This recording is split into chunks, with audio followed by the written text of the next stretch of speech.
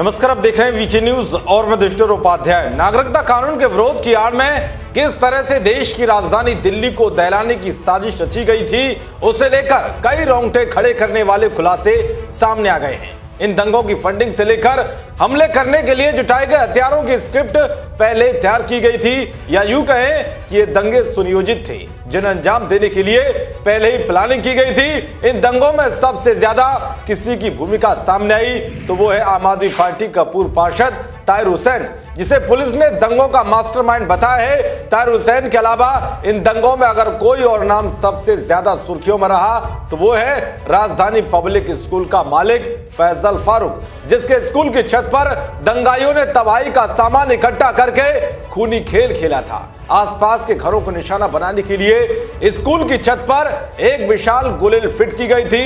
यहां बड़े बड़े पैमाने पर ईंट और पत्थर पहले से ही जमा कर लिए गए थे।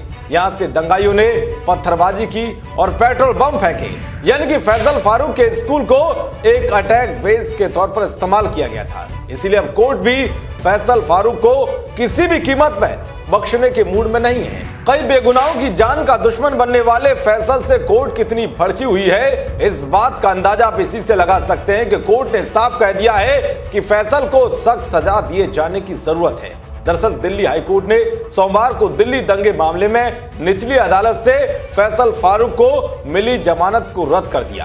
कोर्ट ने कहा है कि अपराधियों की करतूतों से पूरे देश को पीड़ा हुई, उन्होंने धर्मनिरपेक्ष ताने बाने को दागदार किया और उन्हें सख्त सजा दिए जाने की जरूरत है।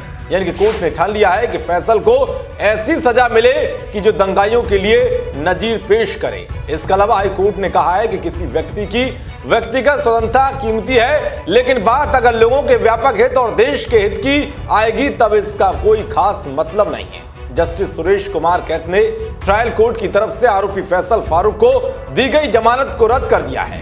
कोर्ट ने कहा है कि जमानत का फैसला देते वक्त रिकॉर्ड में रखे गए संबंधित सामग्री की अनदेखी की गई। बता दें कि फैसल फारूक को निचली अदालत ने 20 जून को जमानत दी थी, जिसे दिल्ली पुलिस ने हाई कोर्ट में चुनौती दी थी। निचली अदालत से जमानत के बाद भी आरोपी फैसल फारूक जेल से बाहर नहीं निकल पाया था, क्योंकि हाईकोर्ट ने 22 जून को निचली अदालत के आदेश पर रोक लगा दी थी। हालांकि 2 जुलाई को हाईकोर्ट ने निचली अदालत के आदेश पर लगी रोक को हटा दिया था। इसके बाद दिल्ली पुलिस ने सीधे सुप्रीम कोर्ट का रुख किया और शीर्ष अदालत ने 4 अगस्त को हाईकोर्ट के 2 जुलाई वाले आदेश पर रोक लगा दी। इस वजह से फारूक जेल से बाहर नहीं निकल पाया।